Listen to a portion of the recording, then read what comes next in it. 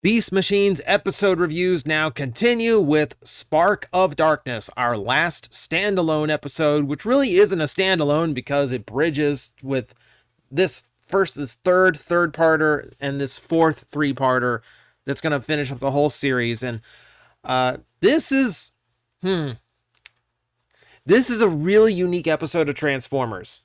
This one goes for a lot of different things. Whether or not it is successful about them is up to the viewer's interpretation.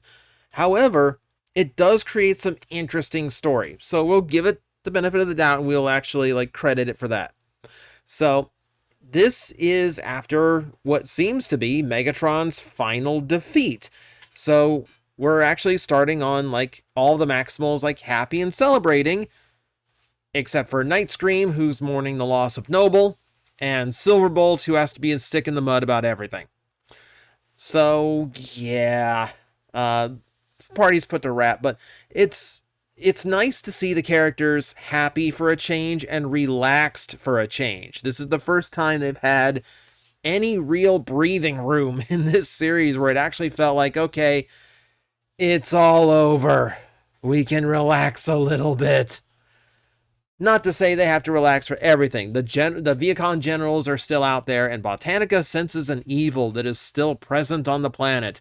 And naturally, there is still work to be done. So, we are going to once again split the party and divide everything up. So, yeah, there's a reason for splitting the party other than just covering different bases.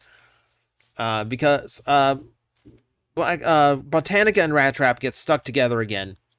And this is where their dichotomy starts getting strange. Interesting, but strange. So they've been paired up for a few episodes now, and it seems that they just have this disgust for each other, almost on a Dinobot and Rattrap level, though Botanica seems to tolerate Rattrap a lot more than Dinobot did. But this is where they just start flat out screaming at each other. And this is, and flinging insults. And this is not a, oh, well, they're back to infighting. No. So, let's keep in mind, this is a kids show. But the way they built this up between these two comes across as a sexual tension thing. Almost the way you would, almost like a grade school crush thing where the girl is bullying you because she actually has a crush on you and doesn't know how to express it. So it's a bizarre thing, but they're doing it mutually. They're bullying each other. Now, Botanica being more scientific, I can kind of understand her reluctance to such emotion. So I could see her reacting like that. Rattrap is really not the lovey-dovey type, so okay. This in a way works for the two characters that we have, if we're gonna romance them.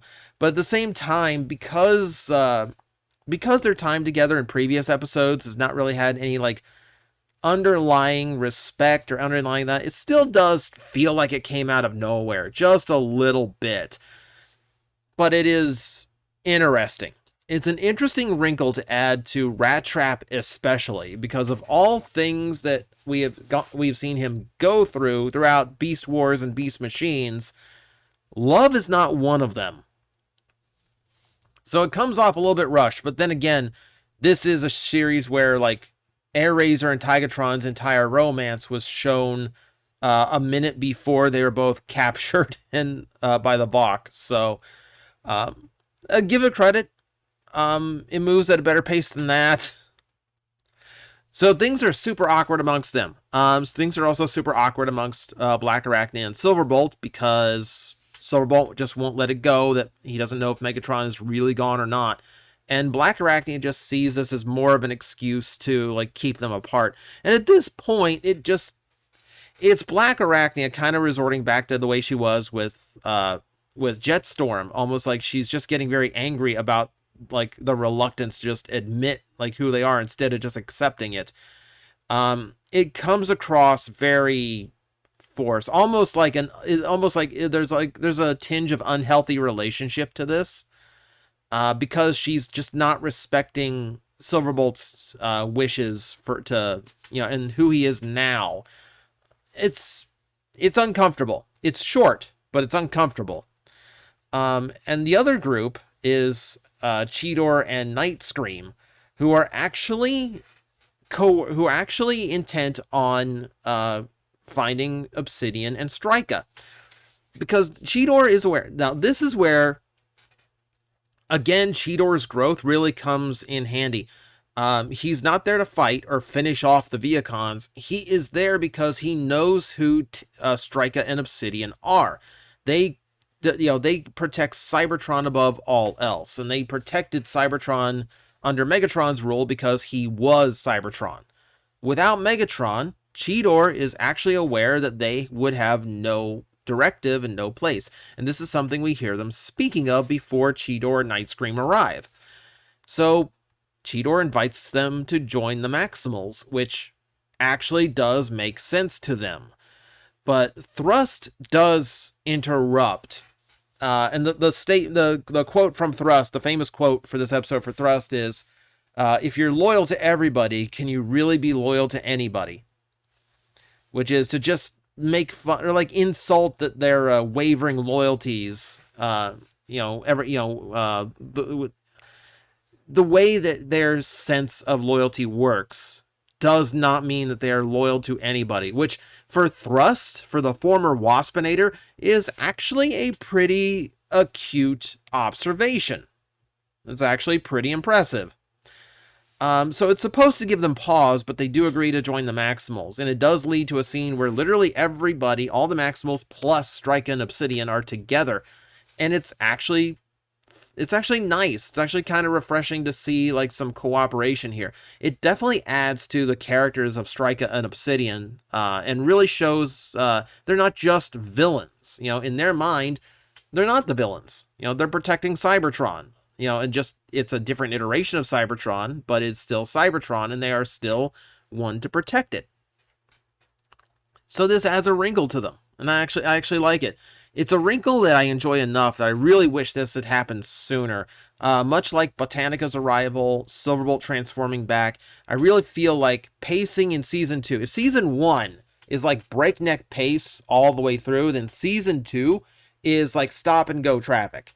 Where like, I really wish we're finally getting to some place we should have been like 2 episodes ago. So we would have more time to explore it. I wish we had more time to explore Botanica and Rattrap being a couple and actually have more episodes to tease that, but we didn't.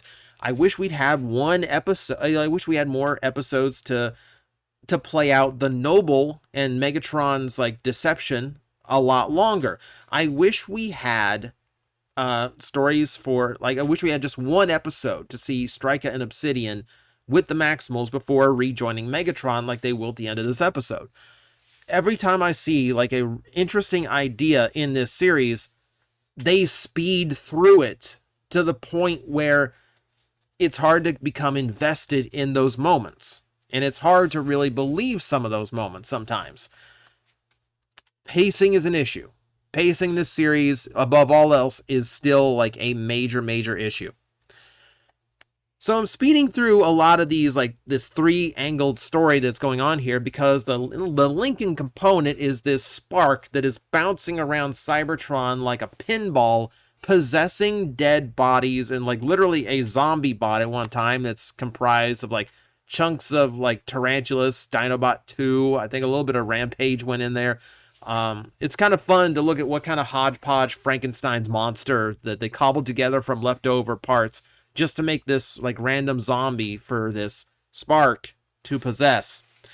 I want you to keep in mind that this is again a situation where the writers have set up something that could have been an interesting mystery, but they are so heavy-handed with it and eager to tip their hat that you pretty much know from the beginning this is Megatron's spark bouncing from place to place across Cybertron.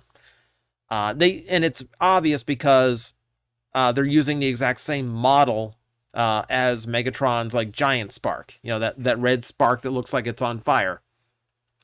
It's the same model. It's just bouncing around. Also, literally, there's been one threat this entire time, in this entire series. There's really no other way it could be anything else besides Megatron possessing bodies.